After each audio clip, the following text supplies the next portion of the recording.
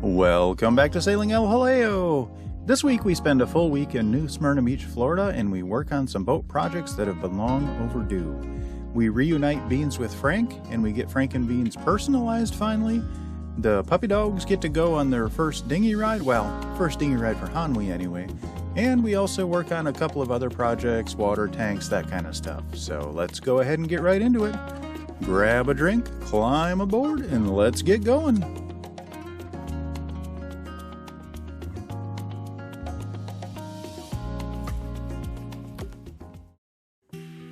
As we motored down to New Smyrna Beach, we passed an area along the Intracoastal Waterway that was being cleared for new development.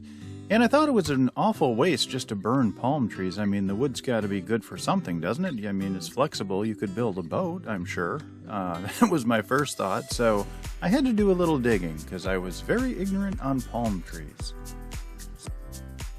Much to my surprise, as it turns out, palm trees are not actually wood. They're not a hardwood or a softwood. They have a different cellular structure that is similar to that of grass, with their trunks being made of continuous fibrous strands. And they do not have barks that are characteristic of woody trees. Apparently, palm trees aren't even good for wood heat as they burn quickly and don't produce much heat, which makes sense if they've got a fibrous structure. I did read on one website that in some Pacific Island communities, they do actually make boats out of them, and they do use them for furniture and that kind of thing. So they're not completely worthless, but in the US, they're not used for anything meaningful, apparently.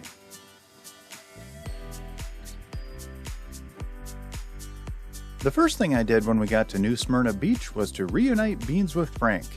Way back in North Carolina, it was in December, we were anchored just outside of Camp Lejeune when I took Beans off of Frank. And I did that because we had some long runs on the Intracoastal Waterway that were going to be really hard to do with the short amount of daylight that we had in December.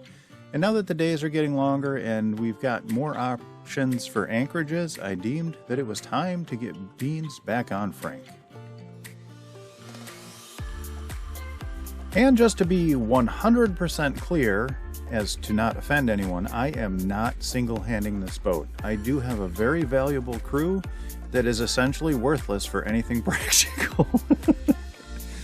So I'm effectively single-handing, and when it comes to stuff like, you know, like when we were anchored in Matanzas and it was a narrow inlet with a lot of shoals and very fast-moving currents, it always gets tricky when you have to do stuff by yourself.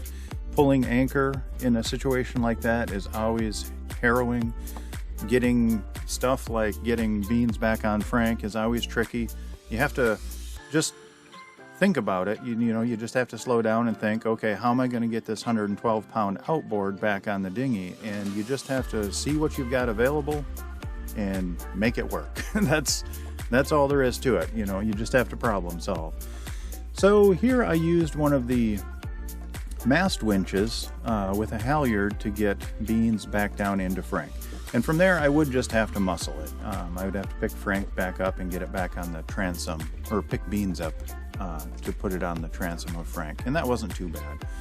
I can do, I'm not the strongest person in the world by any means, but I can get little stuff like that done when I have to. But it's always tricky because if I do drop the outboard in the water, especially when I'm putting it on the transom, it would just be toast. And you'll notice when I was lowering Beans back down into Frank with the winch, I was trying to do too many things at once. You have to contort your body to, you know, the shrouds were in the way, so you're trying to push the outboard with your feet to get it away from the boat. And the halyard actually slipped off the winch. And I was able to grab it and save Beans, before Beans was completely submerged in the water. The back end of Beans's housing, the back 2 inches, did actually go in the water. And so I tied off the halyard, I got down in Frank, and I got Beans into Frank. And then once I got Beans back on Frank's transom, I could just assess to see if there were any damages from that brief dip in the river. The first thing I did was to check the oil in beans. The oil fill cap was actually submerged below the water level in that brief time when I dropped it. And thankfully that cap does have an O-ring on it. So I checked the oil and no water got into the oil, which is awesome. The dipstick actually remained out of the water where you check that, so that's good. And the oil level was fine, so I went ahead and started beans, and beans fired right up on the first pull, which was awesome. So there apparently was no damage done by that brief little dip in the water, and I let it run for a few minutes just to make sure that everything was fine, and everything seems to be thus far.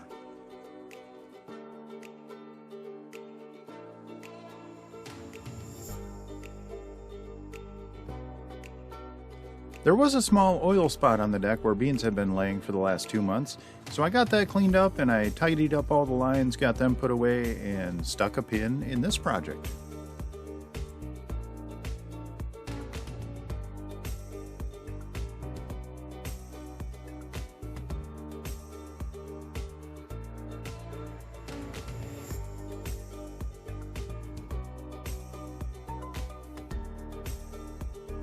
I have read that if you have an easily identifiable dinghy and outboard, it does make people less hesitant to steal it and easier to recover if someone does steal it, and I guess that makes sense.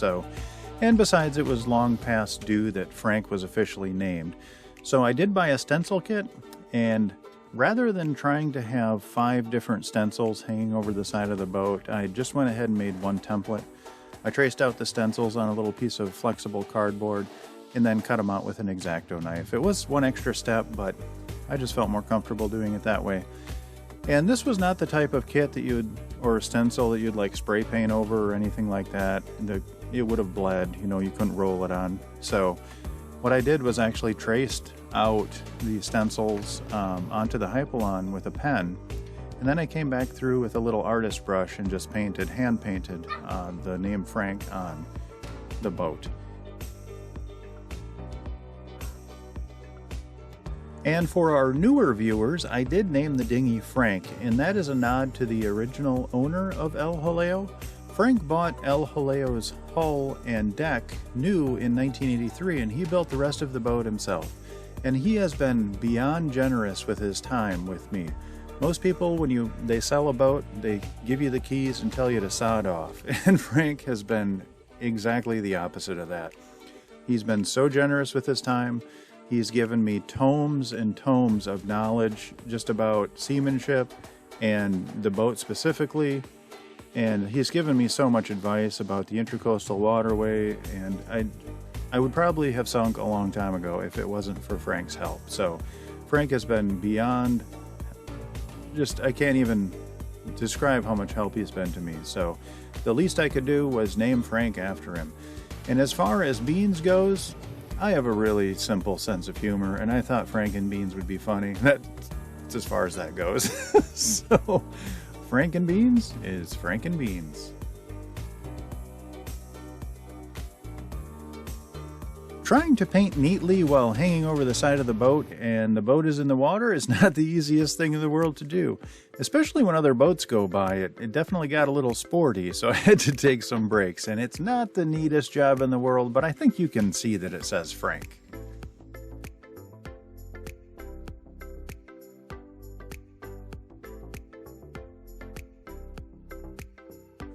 I didn't think that paint would stick very well to the outboard motor housing, so instead of trying to paint beans on top of the motor, I just got a bunch of stickers of hot dogs and Franks, and I put them all over the top of the outboard to make it easily identifiable.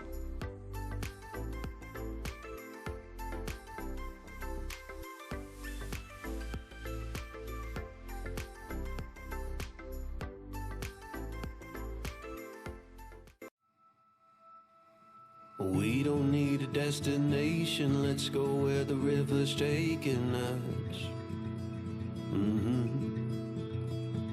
Over fields and through the country, letting go of everything but us. Over the rainbow. If we hold tight, we can chase the Mississippi through the night. Hundreds of miles away, the water is warm.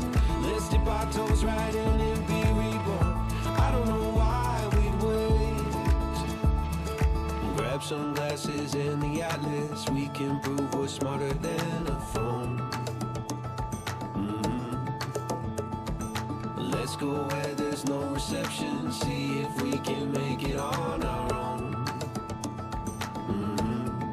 Breathe deep in your chest. If we hold tight, we can chase the Mississippi through the night, hundreds of miles away. The water is warm. Let's dip our toes right in and be reborn. I don't know why we'd wait. The water's warm. Let's be reborn. The water's warm. Let's be reborn. We don't need a destination. Let's go where the river's taking us. Over fields and through the country, letting go of everything but us. If we hold tight, we can chase the Mississippi through the night, hundreds of miles away. The water is warm. Let's dip our toes right in and be reborn. I don't know why we wait.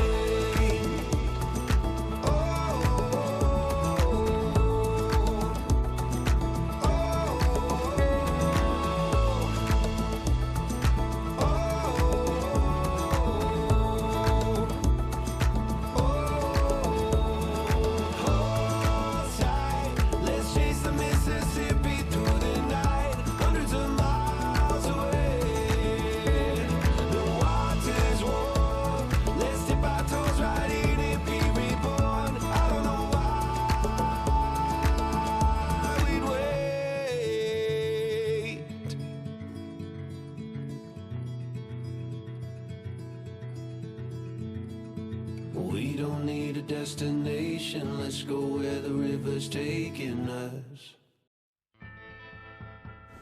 And that's all we have time for this week. I'll have to save some of the other repairs for a later date. I would like to give a massive shout out to my Patreon crew. Without your guys' support, I absolutely would not make these videos, so thank you guys so much. You're literally keeping me going right now, which I appreciate.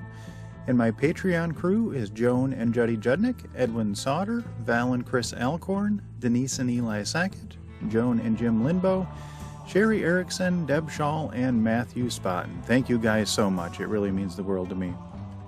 If you are interested in joining our Patreon crew, there is a link in the description down below, and that'll take you to our Patreon page, where you can sign up, and it starts as low as $3 a month, so it's very reasonably priced, and with that you get access to 99% of all the behind-the-scenes videos and extra photos. I try and post 4 or 5 times a week to let you guys know where I'm at and what's going on. So if you're interested in that, it would also help support the channel, which would be awesome. And if you do like our videos, please like, comment, and subscribe. That helps us out as well. Alrighty, I hope you all are well, and we'll see you next week.